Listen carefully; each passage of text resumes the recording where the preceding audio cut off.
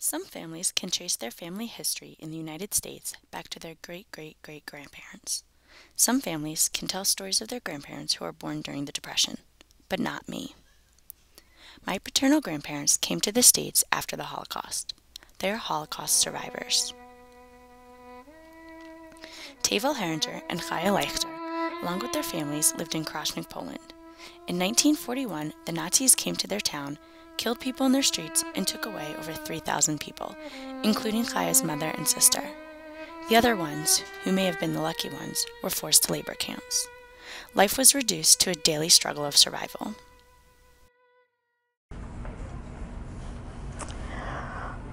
What can I tell you? If it was good, it was very bad. We was in the camp, we worked, and we was afraid to. When we had to go out, we washed the clothes inside. We had to hang up the clothes outside, so we was afraid to go even out. With the clothes in our hands, okay, but we go out just ourselves. We wasn't allowed to go out. Was your family taken away to different places? Of course. Sure. Sisters, brothers? My sister they killed with my mother together. My child they killed already in the camp with my mother-in-law.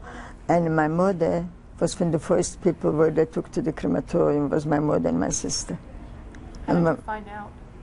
How did you know? I saw them taking, because everybody went out to the street. They took out everybody to the street. I was in the street too, waiting. So they picked out whoever they want, and the rest they sent back. And little by little, somebody else went until the last they took to the camp. So I didn't see them. To work for them, for themselves. But they got enough, the rest they destroyed. In the camps, Chaya was put in the basement to do laundry and cook in the kitchen. Her husband and young daughter had been killed in Krasnik, so she continued to fight for their sake. She encountered an arm injury and was saved by a doctor who lied to the soldiers.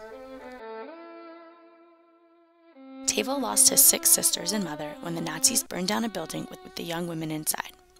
His wife and 2 young daughters had been killed. He and his brother Bernie were working that day, and from then on continued to work day after day to stay alive. They were put on trains and sent to Auschwitz, but somehow Tevel's train was turned away. Chaya and Tevel lost their families.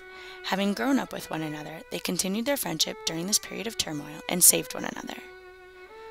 One rainy and stormy night, on a death march to the crematory, many of the people ran to escape the woods. Some were shot and killed. Others, like my grandparents, jumped the fence and hid in the woods until the Russians liberated them a few weeks later. Now that they were liberated, they needed someplace to go. Walking along power lines, they passed the Swiss Alps and continued walking to Italy.